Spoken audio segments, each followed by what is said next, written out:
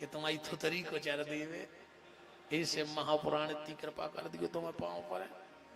ये बिहारी पूरी सुनियो, जितनी बहुएं अपनी सास को दुखदाएं हुए, इनको महाडायन बहू मिले या खून के असुगा रोवे। और हे भगवान, जितने अपने बाप को तुमने तकलीफ दे हो, तुम्हारी औलाद चटके तुम्हारे मुंह में लात मार बीमारी होवे। ऐसी कृपा कर दियो भगवान, और कुछ नहीं चाहने हम एक कथा को।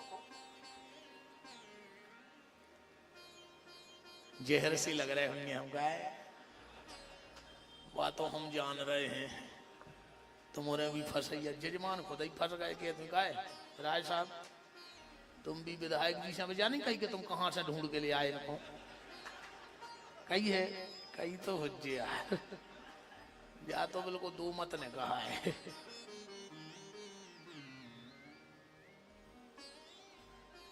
मरने के बाद अपने माँ बाप को पानी दे पाओ चाहे ना दे पाओ, पर जीते जी उनकी आंखों से पानी मत निकलने देना, तो समझ लेना कि तुम्हारा बेड़ा पार हो गया।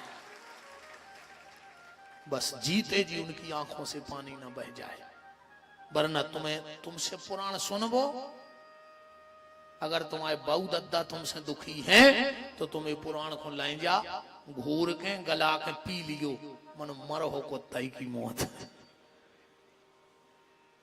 ये कुछ नहीं हो रहा हो, कागजात हरे, जो साक्षात भगवान घरे बैठे भी खून के असुआ रो रहे। हम निंदक नहीं है। आजकल एक नव नियम चल गो, घर के बगल के भगवान पे कई चढ़ी और तुम 6 किलोमीटर पैदल जल चढ़ावे जा रहे। पहले घर के भगवान की तो देखो, जो बगल में मंदिर है उसकी व्यवस्था तो बनाओ। बगल के मंदिर में आज तक नहीं गए भीतर, वो 6 किलोमीटर पैदल का देता है, तो बेका भगवान नो बताओ। तुम तीर्थ में भगत जा रहे, वो साक्षात जो पूरे तीर्थ तुम्हारे घर में है माँ बाप, वे खून के असुआ रो रहे। इससे महापुराण में लिखा है, ध्यान से सुनना, जिस बेटे ने जिंदगी में एक बार अपने माँ बाप के चरण धो के चरणामृत पी लिया, उसके सारे तीर्थ हो गए। अपने सनातन धर्म में कितने तीर्थ हैं पता है कोई होवे तक?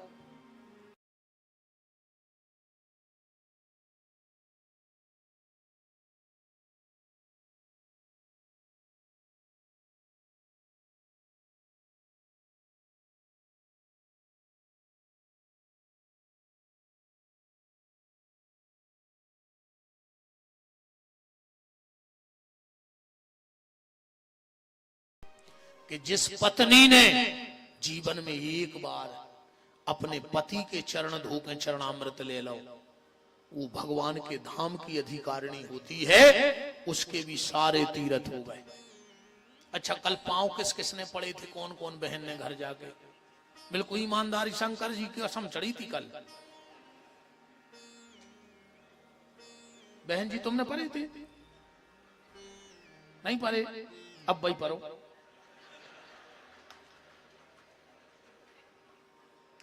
और अब सुबह पूजा करके वो कथा के बाद वो जो नियम कहा रोज को, बहन जी तुमने पढ़े थे? चलो, जजमान भी खुश हो गए। देखो कह रहा है, बा यार महाराज जो है सो है, जो काम बड़ा होगा वो। चलो, सीताराम। तो वो बहेलिया था, पूजा पाठ नहीं करता था, पर बिना माँ बाप को भोजन कराए भोजन नहीं करता था। मैं एक और आपसे बिल्कुल भीख मांग रहा हूं, अपने बूढ़े माँ बाप को सिर्फ 2 चीजें दे देना बस। तीसरी चीज कभी तुम्हारे माँ बाप तुमसे नहीं मांगेंगे। एक रूखी रोटी, घी ना हो तो मत लगाना, पानी में गला देना। गरम ना हो सुबह की दे देना, सुबह की ना हो तो एक दिन पहले की बासी दे देना। बूढ़े माँ बाप सिर्फ अपनी औलाद से दो चीजें चाहते हैं, एक रूखी रोटी और दो प्यार के शब्द अपने माँ बाप से बोलते रहना। तुम्हारे माँ बाप को तुमसे बुढ़ापे में कुछ नहीं चाहिए। शाम को जब रोटी खाने लगो बस इतनी पूछ लेंगे, पिताजी रोटी खा ली, चाहे बिल्कुल नहीं खुआजो संगे पूछ ली बस। मनो काय को लगी तुम भी अब बैठे यार दद्दा हरो, तुम सगे बाप से मुंह नहीं बोला, उस ससुर से कहते हो पापा जी नकटा बेशरम, मारे जा रहे चुल्लू भर पानी में डूब के। बाप से बोला तो नहीं है, ससुर से कहते पापा जी आए हैं, पापा जी आए। वो मारे गाँव तुम्हें जी बहन जी हरे कहते अपने सास ससुर से, तुमने क्या किया है, क्या कर दिया तुमने, ये तुम्हारे सजना बल माँ पिया ऐसा ही प्रकट हो गए थे 5 फुट के, तुम्हें जो उनमें लगाए हैं। कुछ नहीं करो तुम्हारे माँ बाप ने, सास ससुर ने। अरे बैठ तो जाफा बाद में खेचत रह जी, उधर फूट हुई खेचत रहे दिन भर, एक आधे आ उतार ली तो उतार ली ना मां से फिर राम।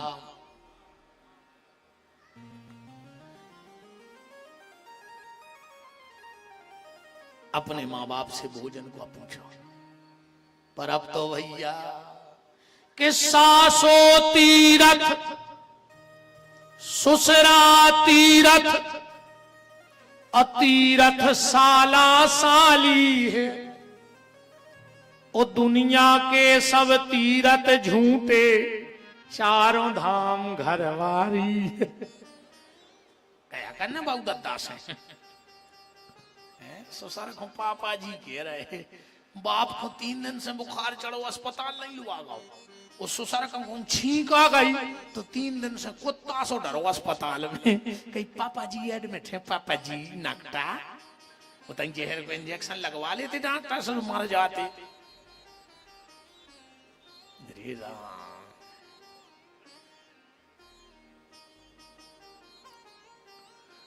अगर तुम अपने माँ बाप को, और एक और काम करना, कभी कभी अगर तुम रोटी खा रहे हो और तुम्हारे पापा निकल जाए, यार मम्मी कहियो पापा ते आइयो, मम्मी ते आइयो, जो भी कहते हो, आओ अपन हमारे संग एक रोटी खा ले। तुम यार एक कोरा अपने बाप को खुआ के देखियो, फिर बाप के चेहरा की चमक देखियो तुम। या कभी कभी पिताजी रोटी खा रहे हो और तुम जा रहे हो, तुम्हें बिल्कुल भूख न लगी हुए, मनो एक कोरा टूर के सब्जी में डुबो के खा के भाग जाइयो, फिर लौट के बाप को चेहरा देखियो।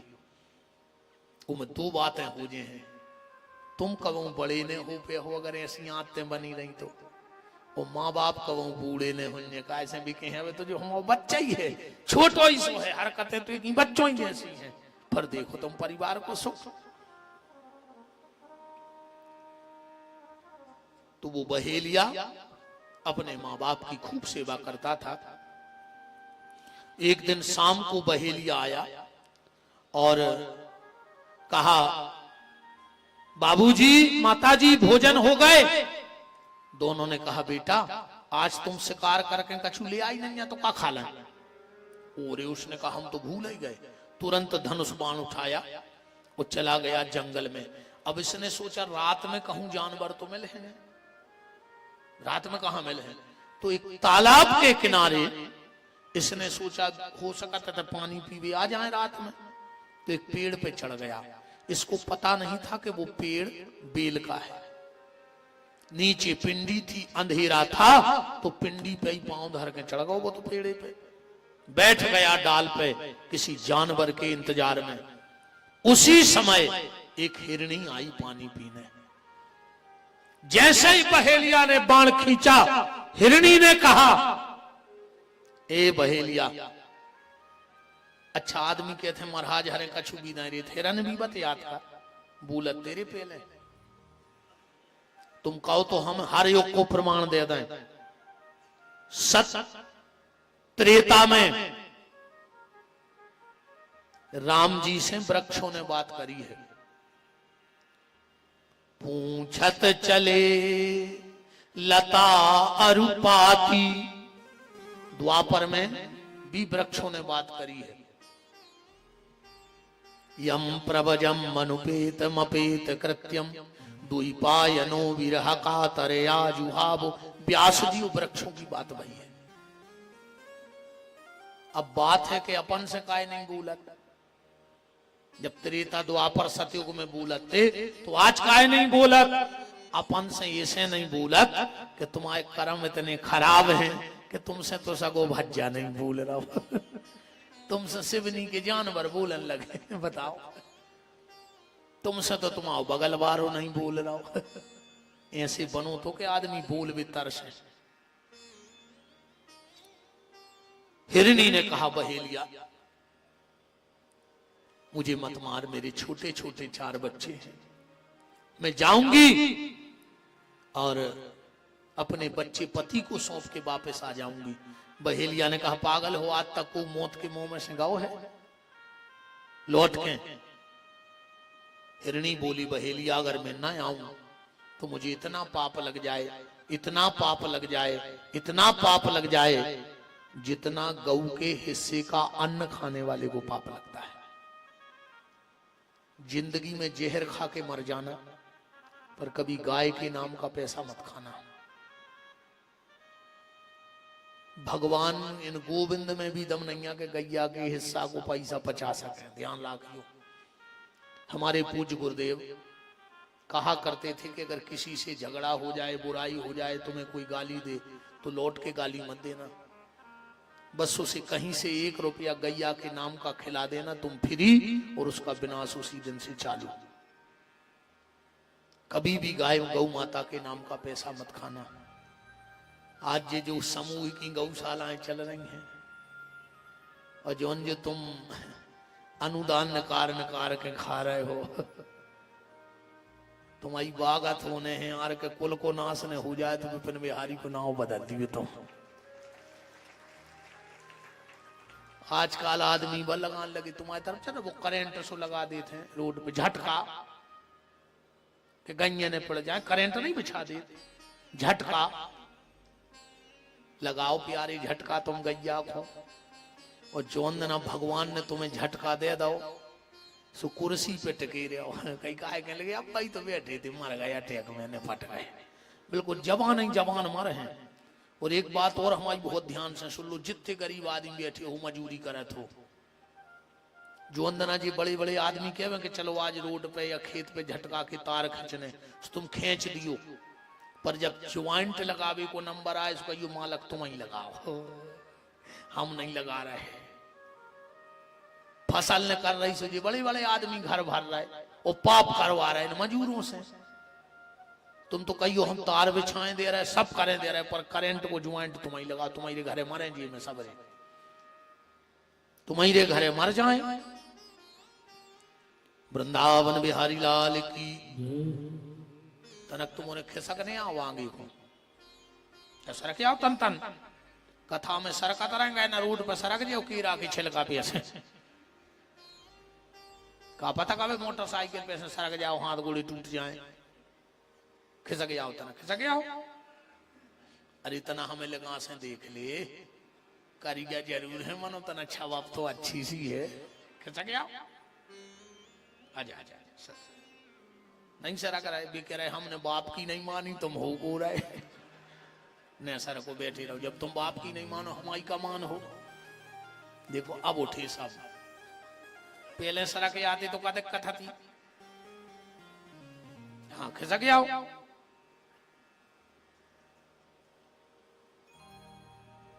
और आ जाओ पीछे वाले जे में पीछे जगह बनी रहे जे कुआ है सो बैठक जे है। राम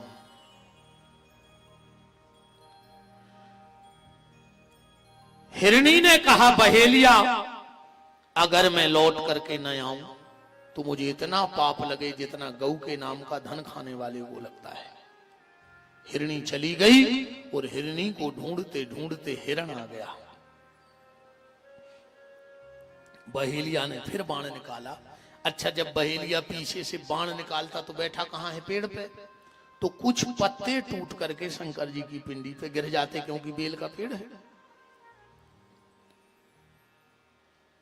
हिरण ने कहा बहेलिया मुझे मत मार,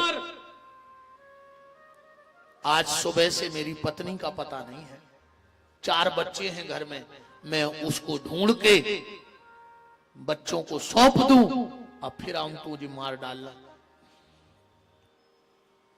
बहेलिया ने कहा अगर तुम ना लौटे तो? हिरण ने कहा अगर मैं लौट के ना आऊं तो मुझे इतना पाप लगे जितना झूठी गवाही देने वाले को पाप लगता है। मैंने कल बताया था कथा में कि कभी झूठी गवाही मत देना किसी की, वरना उस व्यक्ति को अपने परिवार की जवान मौतें देखनी पड़ती हैं। हिरण हिरणी गए, हिरणी ने कहा आप बच्चे संभालो मैं जा रही हूं, और हिरण ने कहा तुम बच्चे संभालो मैं जा रही हूं। आखिरी में ये फैसला हुआ कि हम दोनों चलेंगे। तो चारों बच्चों ने कहा फिर हम क्या करेंगे, हम भी चलेंगे। इस हिरण की एक बहन थी, उसने कहा जब भाभी भैया और भतीजे जा रहे तो हम क्या करेंगे, हम भी चलेंगे। तो ये सातों लौट रहे हैं और वो बहेलिया बेल के पेड़ पे बैठा बैठा खुश हो रहा है। गए थे 2 और लौटे 7, पर इसके हृदय में एक बात आई, धन्य रे भारत का जानवर, वचन का पक्का है। आप लोगों ने अगर कालिदास जी को किसी ने पढ़ा हो तो कालिदास जी ने एक बहुत सुंदर कथा अपने ग्रंथ में लिखी है कि भारत का जानवर और इंसान कितना फर्क है दोनों में। उन्होंने अपने एक साहित्य में लिखा है कि एक बार एक आदमी दौड़ता जा रहा था और पीछे पीछे शेर लगा था। आगे आगे आदमी, पीछे पीछे शेर। आदमी ने देखा एक बहुत ऊंचा पेड़ है, तो जल्दी जल्दी में पेड़ पे चढ़ा शेर के डर से, और आधे पेड़ पे पहुंचा तो क्या देखा कि ऊपर एक भालू बैठा है। आदमी तो कप गया कि अगर नीचे जा रहे तो शेर मार डालेगा और ऊपर गए तो भालू मार डालेगा। कांपने लगा पेड़ पे। भालू ने कहा ये आदमी डर मत, आजा ऊपर आजा, मैंने तुझे तेरे प्राण दिए दान में। अब आदमी को थोड़ा धीरज बंधा और पेड़ पे चढ़ के बैठ गया। शेर ने भालू से कहा रे भालू इस आदमी को धक्का दे दे, ये आदमी धोखेबाज है, आदमी का भरोसा मत करना। भालू ने कहा नहीं, मैंने इसे वचन दे दिया, अब नहीं खाऊंगा और न धक्का दूंगा। शेर ने कहा तो हम दोनों को खाएंगे, अब हम जब ही जाएंगे हम बैठे नहीं, अच्छा कब हम तोता रहो। आदमी ने कहा भालू अब ये तो जा नहीं रहा है और रात होने वाली है, तो एक काम करो थोड़ा हम सो लेते हैं, तुम जागो, फिर तुम सो जाना, हम जाग जाएंगे। भालू ने कहा ठीक है सो जाओ। तो ये आदमी वहीं डाल पे सो गया। शेर ने कहा भालू मैं फिर तुझसे कह रहा हूं, ये आदमी भरोसे के लायक नहीं है, इसे धक्का दे दे, अब तो ये देख भी नहीं रहा है। भालू ने कहा ये भली नहीं देख रहा है, पर वो तो देख रहा है जिसको साक्षी मान के मैंने वचन दिया है। आधी रात हो गई, आदमी उठा, भालू सो गया। शेर ने कहा आदमी भूख के मारे मरे जा रहे, ये भालू को धक्का दे दे। आदमी बोलो हमें छोड़ दो। शेर ने कहा हम तुम्हें छोड़ देंगे, इसको धक्का दे दो। और आदमी ने उस भालू को धक्का दे दिया। पेड़ बहुत ऊंचा था, गिरते गिरते भालू ने एक डाल को पकड़ा और बोला धिक्कार रे आदमी तेरे लिए, मैं भारत का जानवर होकर वचन का पक्का रहा और तू भारत का आदमी होकर भी वचन का पक्का नहीं रहा। ये भारत के जानवर की, और आजकल वर्तमान में तो अब जानवर भी हम पे हंसने लगे हैं। जब जानवर जानवर इकट्ठे होते हैं तो हम लोगों पे हंसते हैं। अच्छा एक बात बताओ, मुझे ज्यादा तो पता नहीं, सिवनी में कितने वार्ड हैं, ये कौन सा वार्ड मुझे नहीं पता। अच्छा जैसे सिवनी की गैया अगल बगल के किसी गांव में चरने चली जाए तो कभी वहां की गैया आई है शिकायत करने कि तुम्हारी सिवनी की गैया हमारे गांव न जाए चरने?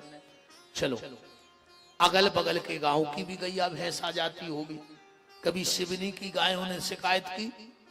नहीं की ना। अब ये कौन सा वार्ड है? जो भी वार्ड हो, अब यहीं की बात करना। अगर मोहल्ले के मोहल्ले में इस गली का कुत्ता अगर उस गली में चला जाए तो उस गली के कुत्ते उसे छोड़ेंगे?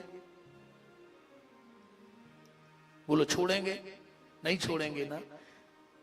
एक दूसरे को देखकर भौंकने का काम भगवान ने दिया था कुत्ते को। आजकल कुत्ता तो इकट्ठे बैठने लगे, पर आदमी ने कुत्तों को फेल कर दो। एक दूसरे को देख के भौंक रहे हैं, एक दूसरे को अच्छो देखो ही नहीं चाह रहे। जो काम अपनों ने है तो जो तो भगवान ने कुत्ता खुदाओ तो वो कर रहे, अपन और नहीं कर रहे हो तो बताओ। एक दूसरे को देख के भौंक रहे हैं, एक दूसरे का हम लोग अच्छा देख नहीं पा रहे। अगर तुम्हारा ये स्वभाव बन गया है तो अगले जन्म की तैयारी में रहना, कुत्ता बन के भगवान भेजेंगे तुम्हें यहाँ पर। ये काम कुत्तों का है, इंसान का नहीं है। सुअर को भगवान ने कहा जाओ तुम्हें जो मिले सो खा लेना। आजकल सुअर भी सोच समझ के खा रहा है, पर आज के आदमी ने सुअर को भी फेल कर दिया। न न्याय का देख रहा है, न नीति का देख रहा है, न धर्म का देख रहा है। उसको तो सिर्फ खाने से मतलब है। ये काम आदमी का नहीं था, ये काम तो सुअर का था। ऊंट हमें और आपको देख के हंसता है। ऊंट कहता है गर्दन उठा के चलने का काम भगवान ने हमें दिया है। तुम इंसान हो तो गर्दन झुका के चलो। थोड़ा सा पद मिल जाए, प्रतिष्ठा मिल जाए, आदमी सिर उठा के चलन लगत। समय को ठिकानो नहीं। सिवनी जिले में क्या किले बने हुए तो चली जाइए, एक आध दिन देखवे बने हैं।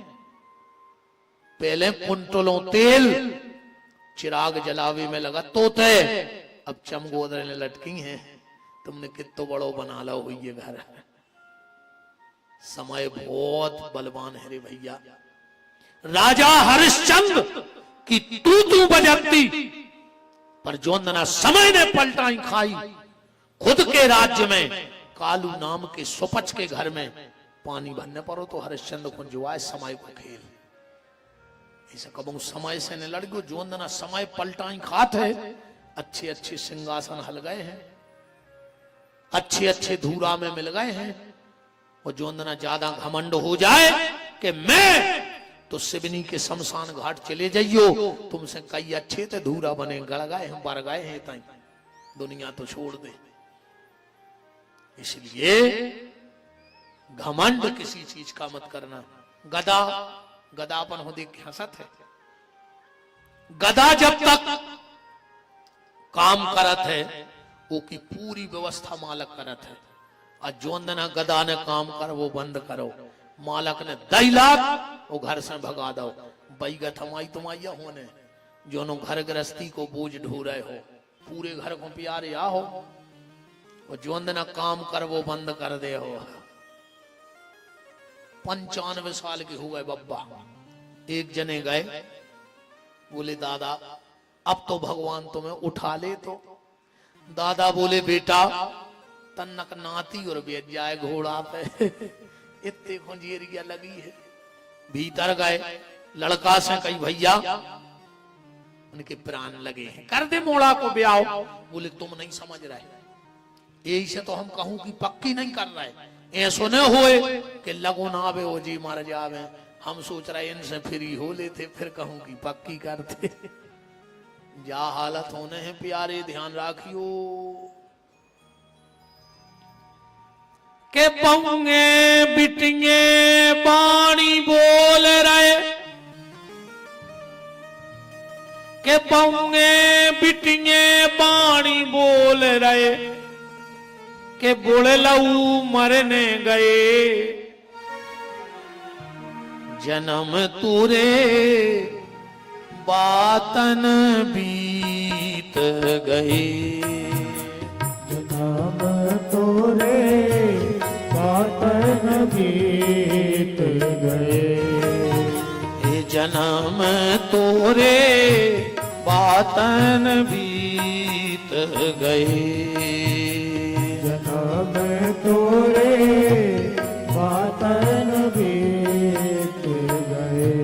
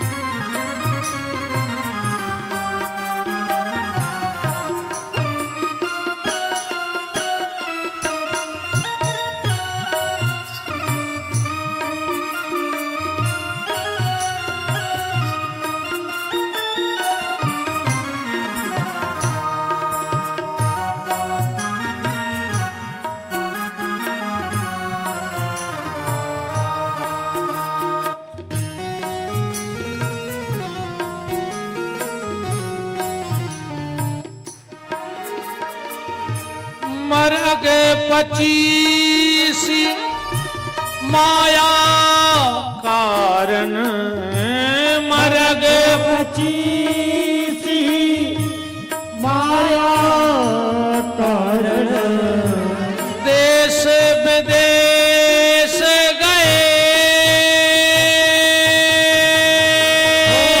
देश विदेश गए, देश विदेश गए, जन्म तोरे बातन बीत गए, जन्म तोरे बातन बीत गए, जन्म तोरे बातन बीत गए। जन्म तोरे बातन बीत गए। काशी विश्वनाथ की जय। बहेलिये ने देखा कि गए थे 2 और लौट के आ गए 7। ये तो भूल गया कि हम पेड़े की डगार पे बैठे हैं, खड़ा हो गया और जैसे ही इसने धनुष बाण उठाया और डाल से फिसल गया। आप लोगों को आपने पिक्चर में देखा होगा, जो पहले बहेलिये होते थे वो जब जंगल में जाते थे तो एक पानी का छागल अपनी कमर में बांध के रखते थे। तो जैसे ये गिरा तो वह छागल पलट गई और आके नीचे शंकर जी की पिंडी पे गिर गई। कुछ पत्ते गिरे और ऊपर से आके जो गिर पड़ो शिव जी की पिंडी पे। भगवान शंकर पिंडी फाड़ के प्रकट हो गए। ब्रह्मरूही वरदान मांगो। अब जो तो बिल्कुल ही हतो भोलो भालो कि लो काय को वरदान और तुमाओ को। बोले हम भगवान शंकर हैं, हम तुम्हें वरदान देना चाहते हैं। इसने कहा हमने ऐसा क्या कर दो कि वरदान दे रहे हैं। बोले तुमने पूरी रात हमारे ऊपर बेलपत्री चढ़ाई है, आज शिवरात्रि है। वो रात कौन सी थी? शिवरात्रि। तुमने मेरे ऊपर पूरी रात बेलपत्र चढ़ाया है और चौथे पहर में तुमने मुझे जल भी चढ़ाया और आखिरी में तुम ही मेरे ऊपर चढ़ गए। शंकर जी बड़े भोले भाले हैं। एक चोर हतो को नियम हतो कि जो न चोरी न कर ले तो रोटी न खा तो शाम को। एक दिन भर फरोगी कछ जुगाड़ा ही न बनी। उन्हें सोची रे आज तो नियम टूटा थे कासो गली में चलो जा रहा तो शंकर जी को मंदिर दिखा गो। उन्होंने सोची हम नियम तो न टूरन दे, शंकर जी के ऊपर की घंटी खोल लें। भाई नियम बनो रहे। गाँव मंदिर में घंटी हती ऊंची, फिर वो शंकर जी की पिंडी पे चढ़ गए। घंटी खोलवे, शंकर जी प्रकट हो गए। बोले ब्रह्मरूही वरदान मांगो। बगल में पुजारी सो रहे थे। बोले हद कर दी तुमने, हम मर गए बेल पत्री दूध दही चढ़ा चढ़ा अरे एक वरदान दे रहे। शंकर जी बोले तुमने दूध चढ़ाओ, दही चढ़ाओ, बेल पत्री चढ़ाई जो तो खुद ही चढ़ गओ पूरा।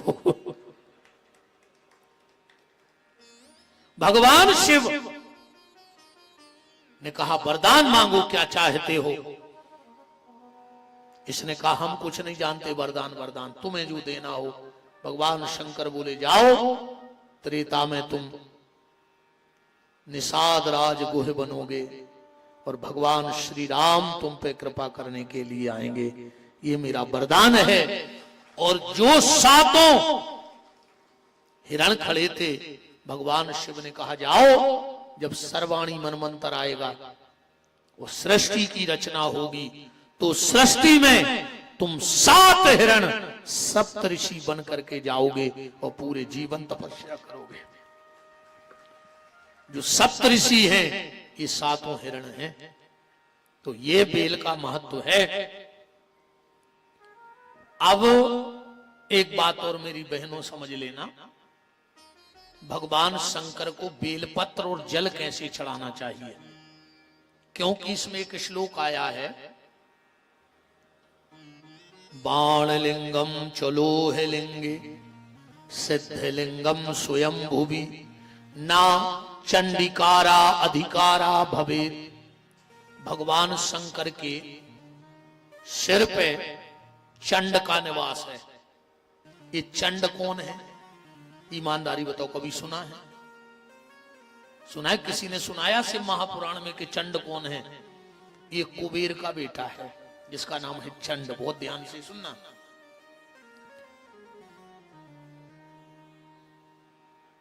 इसने भगवान शंकर का बहुत तप किया। चंड ने, भगवान शंकर ने एक दिन आकर कहा, वरदान मांगो, क्या चाहते हो? इसने कहा, हम जहां चाहें वहां अपना निवास बना लें, बस यही वरदान चाहिए, हम जहां चाहें वहां रहने लगे, मुझे कोई रोक टोक ना हो। भगवान शंकर बोले, तथास्तु। जो इतना कहा, जो शंकर जी से बोलो निकलो कैलाश में से। बोले काय? बोले हम कैलाश आई में घर बनाऊंगे। अब भाई तुमने वरदान दिया है कि हम जहां चाहें वहां रहने लगे। शिव जी को गुस्सा आ गई।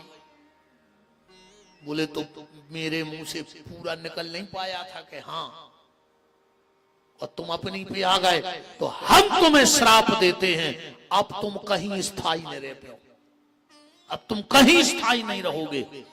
ये बात जब कुबेर को पता लगी, कुबेर शंकर जी के मित्र हैं।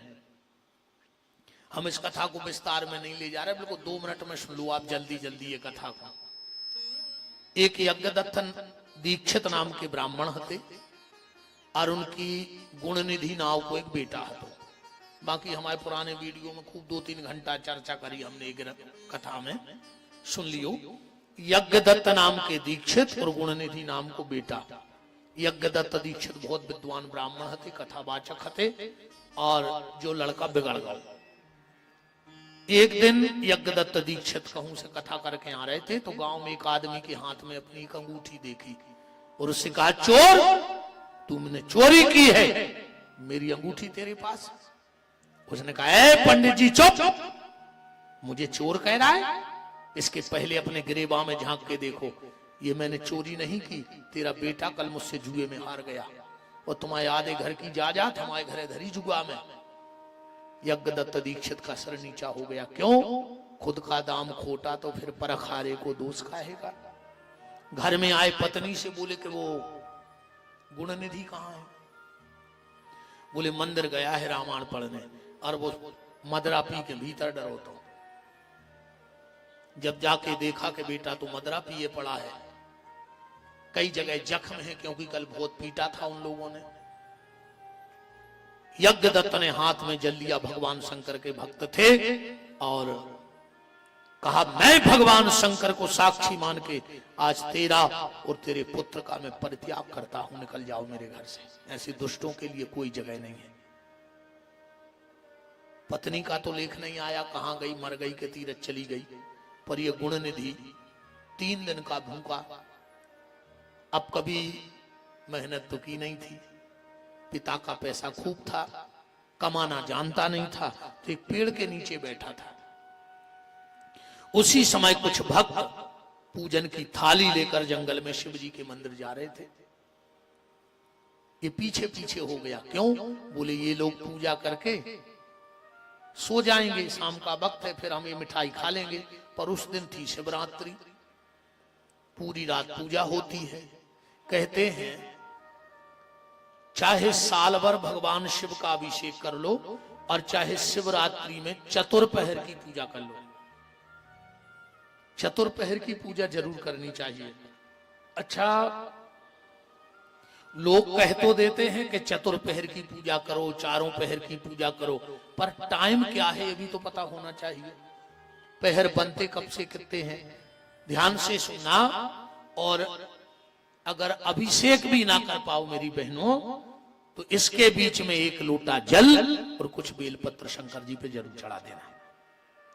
चतुर्पहर बनता है 8 बजे से 9:30 बजे तक शाम को। पहला पहर कितने से? 8 से 9:30 तक। फिर आध घंटे का होना चाहिए विश्राम। फिर 10 बजे फिर पूजा को बैठ जाओ तो 11:30 बजे तक पूजा करो।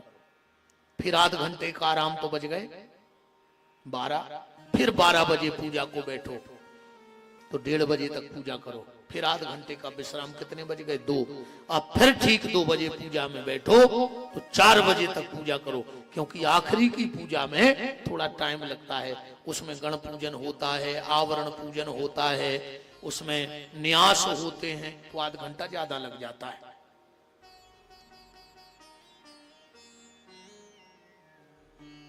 तो शिवरात्रि थी, ये मंदिर के दरवाजे बैठ गया, 4 पहर की पूजा हुई।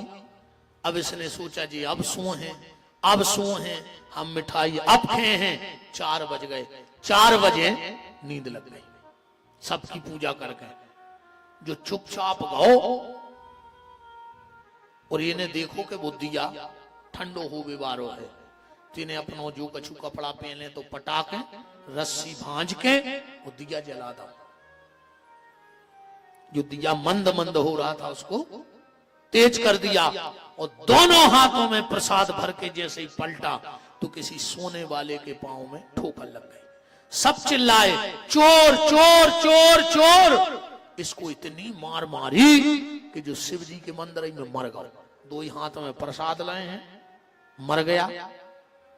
यम के दूत आए इसे उठाने, पर स्वयं नंदीश्वर आए इसे लेने के लिए। बोले क्यों?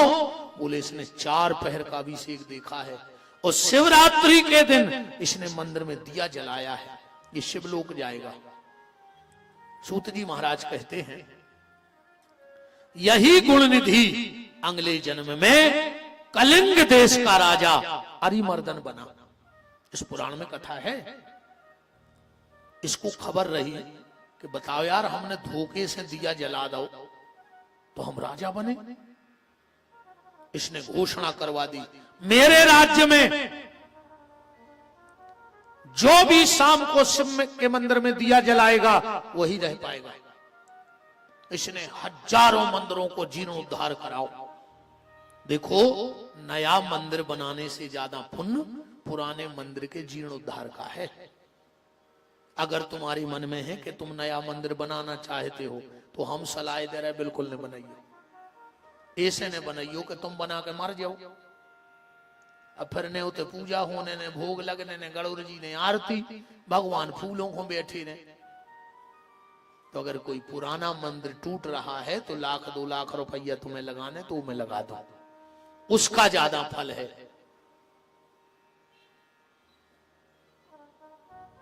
आपको पता होगा हमारे इंदौर में माता अहिल्याबाई होलकर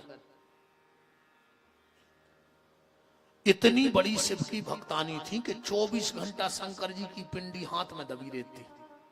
और जब वो राजा रजवाड़े का काम था, जब उनको कोई आदेश देना होता था तो कहती थी शिव जी की कृपा है कि ये काम होना चाहिए, मतलब जो पास होगा वो काम। और जो काम नहीं करना होता था नीचे लिख देती थी भगवान शिव की इच्छा नहीं है, तो वो काम नहीं होता। 12 ज्योतिर्लिंग पे कुंटलों कुंटलों सोनो दान करो उन्हें। हर 12 ज्योतिर्लिंग का जीर्णोद्धार कराया। माता अहिल्या देवी होलकर आज भी उनके शंकर जी इंदौर में रखे हैं। ये कलिंग देश का राजा अरिमर्दन इस जन्म में भी मर गया। इसका दूसरा जन्म हुआ विश्वश्रवा ऋषि के यहां वैश्रवण नाम का पुत्र सडतिला नाम की माता से। और जैसे ही इसका जन्म हुआ इसने कहा पिताजी हमारी इच्छा है कि हम बनारस में जाके भगवान शिव की पूजा करें। पिताजी ने कहा चले जाओ। इसने इतनी तपस्या करी, वहां जाकर इतनी तपस्या करी, भगवान शंकर पार्वती के संग प्रकट हो गए। इसने तिरछी नजर करके पार्वती को देखा, पार्वती को गुस्सा आ गई। है मूर्ख, तू मुझे गलत नजर से देख रहा है, जा मैं तुझे श्राप देती हूं, तेरी एक आंख फूट जाए। ये वैश्रवण की एक आंख फूट गई, एक नाव पड़ गया कुबेर। हम तुम्हें कुबेर के जन्म की कथा सुना रहे थे 3 जन्म से, कि कुबेर कैसे भाई जी आए। कुबेर कुबेर पैसा वाले से नहीं कहते हैं, ध्यान से सुनिए। आजकल आदमी होता पता है ना, कह दे ये तो शिव नहीं के कुबेर यहाँ सुबह फूल का कुप्पा हो जाता, जबकि संस्कृत में कुबेर माने कनवा कहा थे, जी की आंख फूट गई हुए। पार्वती के श्राप से वैश्रवण की आंख फूट गई। एक नाव पर गो कुबेर, कनवा को संस्कृत में कुबेर कही जाता। अब आदमी घुमाता पता है नहीं, कई भज्जा तो वहां क्षेत्र के कुबेर हैं, सो भज्जा सीधे हो गए, जबकि कई कनवाया है। पता कर लेंगे दद्दे ऐसे चाय जी को कुबेर ने बनाएंगे। कुबेर माने पैसा वारो नहीं कहा है, कुबेर माने कहा कनवा। अब शब्दों को तो खेल है। अब को से कह दे कि तुम तो एक नंबर के जानवर हो, अब लड़ पर हमसे, और को कह दे कि भज्जा तो शेर यहाँ, सो तुम फूल के कुप्पा, जबकि हमने कही तो जानवर आई है। आजकल चाय जी को शेर बनो फिर रहा और भारी खुश हो गई, भज्जा फलाने क्षेत्र के शेर माने शुद्ध जानवर कहा है, किने कहा है? अरे राम, बड़ी गड़बड़ है दुनिया। इसी वैश्रवण कुबेर का बेटा है चंड। बात आ गई समझ में? चंड ने भगवान शंकर से कहा कि मैं जहां चाहूं वहां रहूं। शिव जी ने कहा तथा तू नहीं कह पाए, जो बोलो कैलाश खाली करो हमें तईने। शंकर जी ने श्राप दे दे, अब तो मैं स्थाई कहूं न रह पे। तुरंत कुबेर आ गए, वैश्रवण भोलेनाथ आप हमारे मित्र हो और ये आपका भी बेटे जैसा है, अब आपका श्राप तो सत्य होगा, ये स्थाई कहीं नहीं रह पाएगा, पर आप अपने शरीर में एक जगह दे। शंकर जी बोले जाओ, तो हम एक अपने माथे पे जगह दे रहे हैं। तो वो कुबेर का बेटा चंड शंकर जी के माथे पे बैठ गया। यहाँ श्लोक लिखा है, बाण लिंगम लोह लिंगे सिद्ध लिंगे स्वयं भी न चंडिकाराधिकारा भवेद। जो बात मैं कह रहा हूं वो ध्यान से सुनना। कभी भी भगवान शंकर को जल चढ़ाओ तो सबसे पहले 3 बार जल जलहरी पे चढ़ाना चाहिए। सीधा शंकर जी की पिंडी पे मत चढ़ाना। अगर सीधा जल चढ़ाओगे तो चंड तुम्हारी बुद्धि में बैठ जाएगा और तुम्हें कभी स्थायी नहीं रहने देगा, क्योंकि उसको श्राप है। न तुम्हारा मन स्थिर होगा, न तुम्हारा निवास स्थिर होगा, न तुम्हारा धन स्थिर होगा, उन सब में चंड बैठ जाएगा। शंकर जी का श्राप भी है उसको। तो बात समझ में आ रही? 3 बार जल जलहरी पे चढ़ाओ और इसके बाद फिर शंकर जी की पिंडी पे। डायरेक्ट कभी शिव जी पे जल नहीं चढ़ाना चाहिए। बेलपत्र अगर तुमने सीधा पत्ता लिया और शंकर जी की पिंडी पे चढ़ा दिया तो तुम्हारे धन में चंड बैठ जाएगा और तुम्हारा धन गलत रास्तों पे शिव जी निकाल देंगे। इसलिए बेलपत्र को कैसे चढ़ाना चाहिए, बहुत ध्यान से सुनना। सबसे कम से कम 5 बेलपत्र श्रावण भर, और जीवन भर मिल जाए तो फिर कोई बात ही नहीं है, पर अभी जितने दिन है 5 बेलपत्र चढ़ा के देख लो। सबसे पहला बेलपत्र भगवान शंकर की जलहरी से जहां जल गिरता है वहां रखना चाहिए, और वो भी ऐसा, दोनों पत्ते बाहर को, ये पत्ता भीतर को। ठीक। दूसरा बेलपत्र जहां पिंडी और जलेरी इकट्ठी होती है वहां रखना चाहिए। फिर तीसरा बेलपत्र भगवान शंकर की पिंडी पे चढ़ाना चाहिए। चौथा बेलपत्र नादिया पे चढ़ाना चाहिए और 5वां बेलपत्र भगवान शंकर की त्रिशूल पे चढ़ाना चाहिए। अभी आप हमारे कक्ष में चले जाओ, बिल्कुल ऐसे ही बेलपत्र चढ़े मिलेंगे, क्योंकि भोलेनाथ की कृपा से इस श्रावण में हमारे 14 वर्ष पूरे हो जाएंगे अभिषेक के। श्रावण के बाद 15वें वर्ष में हम प्रवेश करेंगे। 14 साल में एक दिन ऐसा नहीं हुआ जब 3.5-4 घंटे हमारे भोलेनाथ का अभिषेक ना होता हो रोज, हमारे घर में परिवार में कुछ सूतक पातक भी हो जाए तो हमारे ये शास्त्री लोग अभिषेक करते, हम दूर हाथ जोड़ के बैठ के पूरा देखते हैं। पर अभिषेक होगा कितनी भी समस्या आ जाए, और ये भोलेनाथ की कृपा है। इतने प्यारे भोलेनाथ हैं हमारे, इतने प्यारे स्फटिक के हैं, इतने बड़े और इतने खूबसूरत। अब वो तो सुंदर लगते ही हैं, कर्पूर गौर कारम कर्णावतारम। तो ये 5 बेलपत्र भगवान शंकर को चढ़ाना। और अगर तुम्हारे घर में बहुत किचकिच रहती हो, तुम्हारे घर की दवाई बंद ना हो रही हो,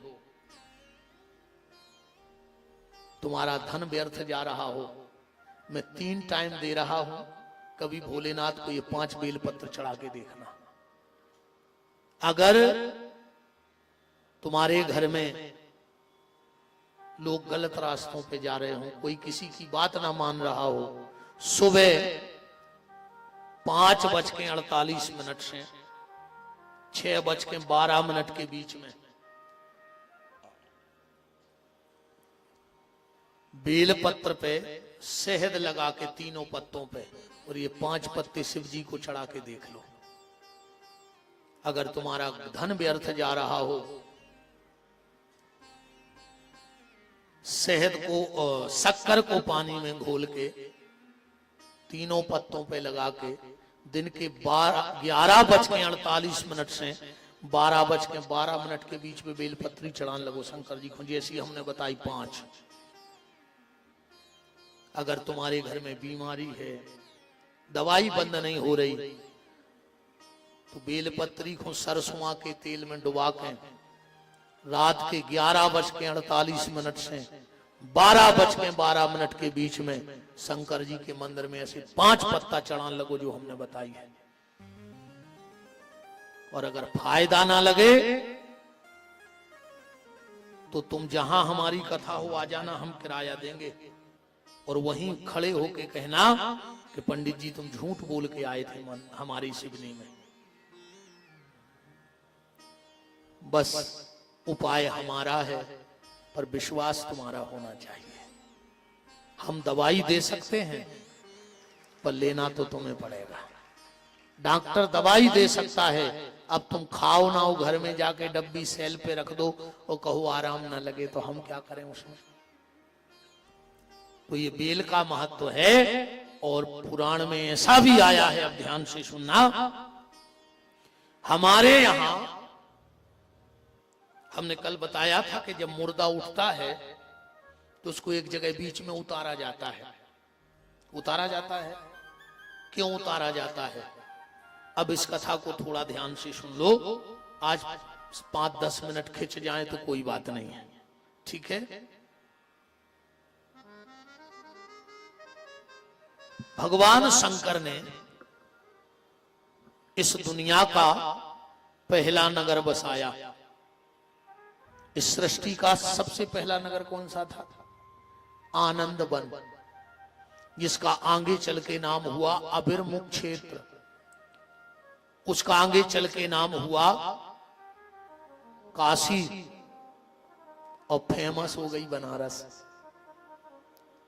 फेमस बनारस क्यों हो गई? अमिताभ बच्चन ने एक फिल्मी गाना में गा दो तो कि खाई के पान बनारस वाला, छोरा गंगा किनारे वाला, तो सब में बनारस ही बनारस हो गई। जब भगवान शंकर ने बनारस को बनाया, पार्वती से कहा कि जाके इसमें रहो। पार्वती बोली हम नहीं रहेंगे। बोले क्यों? बोले तुम्हें एक वरदान देना होगा। कौन सा? बोले बनारस में मरने वाले की अधोगति ना हो, जिसके बनारस में प्राण निकल जाए वो डायरेक्ट भगवत धाम चला जाए। रामायण पढ़ते हो, उसमें लिखा है काशी मरत जंतु अवलोकी। काशी में अगर जीव जंतु भी मर जाए तो वो भी भगवान के धाम जाता है। इसीलिए एक नियम और है, कभी बनारस जाना तो बनारस से कभी गंगा जल मत लाना घर में। उसी दिन तुम्हारे दुर्भाग्य के दरवाजे खुल जाएंगे अगर बनारस से गंगा जल ले आए। भूल कर भी कभी बनारस से गंगा जल नहीं लाना। क्यों? क्योंकि जल में छोटे छोटे जीव होते हैं, और जब तुम जल भर के लाए तो उस जल में कई जीव तुम्हारे यहाँ आ गए। अब उनकी मुक्ति तो होगी नहीं, क्योंकि वो बनारस में मरेंगे नहीं, तो उनकी मुक्ति रोकने का पाप तुम्हें लगेगा। इसलिए बनारस से कभी गंगा जल नहीं लाना चाहिए। शंकर जी बोले देवी आदमी की मुक्ति तो जब ही हुई है जब वो के कान में राम कही जाए।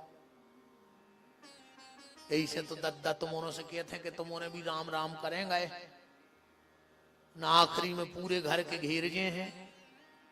दादा कहो हरे राम हरे, दादा कहो हरे राम हरे, दादा कहो हरे राम हरे। और दादा कह रहे अरे मरे। दादा के बाप ने नहीं कही कबू हरे राम हरे, तो आखिरी में कैसे न कर जाए। इसे अब ऐसे आदत बनाओ, आखिरी में आदमी मरन लगा कई तन्ना बड़े लड़का को बुला दो, तन्ना बड़ी बहू को बुला दे, तन्ना नाती को, तन्ना दामाद को फोन लगा दे। ये नहीं को देखा देखा तो मरबे के हो गए। अब पूरे घर के घेर जे तो का बच जाओ। कम से कम आखिरी में यही कह दे रही कि अब तो सीताराम सुना दे, अब को की जरूरत नहीं, अब तो जितने जने ठाड़े हो सो सीताराम सीताराम कहो। आखिरी में हमारे कानों में राम नाम पड़ जाए तो बेड़ा पार हो जाए। एक दादा मरन लगो रे, बारी हतो चिकटा, चार हते की लड़का। सो आखिरी में जब मरन लगो सो वो करे आ आ आ आ तो मर गया। लड़का बोले रे कि दादा कछु बता रहा हो तो हाथ कर लो, तो कंजूसा तो वो तो कहूं कछु धरे तो बताओ, बता नहीं पाओ और मर गओ। उतना ये लाल बुजक्कल ठाणे थे के लगे हमारे पहचान को एक डॉक्टर है, 1 लाख में इंजेक्शन लगाऊ थे, आदमी 1 मिनट को बोल दे तो मरो मराओ। चार ने कही दे भारी जाजात हो जे करोड़ों की, तुम तो 25-25 हजार कर ले। चार भाइयों ने 25-25 हजार रुपया करे। डॉक्टर आओ, इंजेक्शन लगो, चार लड़का बिल्कुल कान खोले के दादा के भर देवे। दादा उठ के बैठो, बोले बताओ दादा, बोले कह रहे तुम्हें ते ठाणे। वो बच गया ने बहरा खा लाओ, वो बब्बा फिर मर गओ। 1 लाख और चले गए। बताओ अब मर तो रहा है, मानो बहरा पे ध्यान धरो के बच गया खा रहे। जी जी कबू कबू कहते हैं बहन जी हरे दीदी हमारा लड़का तो हमारे 600 रुपए गाओ है, 600 रुपए नहीं गाओ, वो ये लौट के आ गो, वो नहीं तारो तुम्हें को देखा देखा तुम्हारो तो फिर आगो मर भी जाके इस संसार में। भगवान शिव बोले देवी जो आखिरी में अगर राम का नाम पड़ जाए तो उसकी मुक्ति हो जाए। पार्वती बोली तुम वचन दो कि मर बिबारे के कान में तुम राम के हो। अब शंकर जी बोले मारे भी को कछुट्टियां में आहे का। पार्वती बोली मैं कुछ नहीं जानती, तुम्हें बोलना पड़ेगा। शिव जी बोले ठीक है। अब शिव जी के तो भजन करत है, काश हमारे भी को नहीं हटे हम तो 24 घंटा बैठे बैठे राम राम राम राम राम राम राम राम राम राम राम राम राम राम। अब अपना को कभी मर जाए, इसलिए रामायण में स्पष्ट लिखा तुम पुनि नाम। तुलसीदास जी ने शंकर जी के विषय में लिखा कि तुम पुनि नाम राम दिन राती और जपहूं अनंग।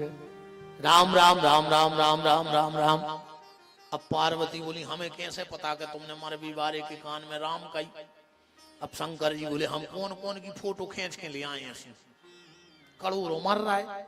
पार्वती बोली नहीं हमें तो कछु ऐसो प्रमाण दो। शिव जी बोले देवी आज के बाद जो भी बनारस की भूमि पे मर जाएगा उसका दाहिना कान टेढ़ा पड़ जाएगा। पता कर लेना आज भी नियम है जी कि बनारस में प्राण न कर जा तो को कान को दाहिनो कान टेढ़ो पड़ जाता है। शंकर जी के कान में राम कहते हैं हाथ लगा के, आज भी प्रमाण है। बोलो काशी विश्वनाथ की जय। उतई खड़े थे ब्रह्मा विष्णु, ध्यान से समझ जाइए बात। ब्रह्मा जी बोले कि भोलेनाथ बनारस में मरबे बारे के कान में तो तुम राम के हो, शुभ भगवान के धाम चलो जे। और जे को सिवनी जिले में मर जे वो कहां जे? भाई तुमने तो बनारस की गारंटी लाई है, एग्रीमेंट तो बनारस को पास भाव है, अजय को सिवनी में मर जे। हमारी सागर की हम ऐसे नहीं कह रहे कि हम ठिकानो नहीं, हम कहां मारे हैं भाई, हम तो बिल्कुल हर हफ्ता ऐसे ही तो फरत रही, तो हम का पता कौन जिले में मरे हैं। शंकर जी बोले तो सुनो ब्रह्मा, बनारस में मरने वाले के कान में मैं राम कहूंगा, और बनारस के बाहर जो मर जाएगा, अगर उस मरे हुए व्यक्ति को 4 लोग उठाएंगे, हमारे यहां अर्थी कितने लोग उठाते हैं? 4। बोले अगर मरने वाले को 4 लोग उठाएंगे तो उसे अर्थ धर्म काम और मोक्ष में दूंगा, और जब उसे जलाने ले जाएंगे और अगर पीछे पीछे कहते जाएंगे राम नाम सत्य है, राम नाम सत्य है, तो उस व्यक्ति को भी मैं भगवान के धाम ले जाऊंगा। इसलिए हमारे यहाँ 4 लोग अर्थी उठाते हैं, अब पीछे पहले कहते अब नहीं कहते, ये तो हम पहले के सुना रहे, अब तो आदमी पीछे ऐसो बतियात जाते है, लकड़िया मट्टी में भी जात, कान में लगाए फोन और ऐसो बतियात है जैसे कि डायरेक्ट बात जमराज से चल रही हुई कि बड्डे तन्ना देख लियो अपनी पार्टी को आदमी है, तन्ने की व्यवस्था करवा दी। बताओ यार, मरघटा में भी मोबाइल नहीं छोड़ रहा है। अच्छा कछु कछु पीछे पीछे पता है का कहत जात, अरे यार कहीं आ जाइए, हमें उठे जाने तो आ जाइए, जी खत्म हो गए, तो का करते रात में तुमसे पूछ लेते कि काय भैया फ्री हो रहे हम मर जाए। का मूर्खों जैसी बातें करत हो यार। पार्वती जी ने एक अच्छी बात पूछी, अब ध्यान से सुनना। पार्वती ने कहा भोलेनाथ, अब तो कोई भी 4 लोग मुर्दा उठाएंगे, पीछे पीछे राम नाम कहते जाएंगे, तो हमारे बनारस में और यहाँ क्या अंतर बचा? भोलेनाथ एक नियम ऐसा बना दो जो मेरे घर के अलावा पूरे सनातन धर्म में दुनिया में कहीं ना हो। भगवान शिव ने कहा जाओ देवी,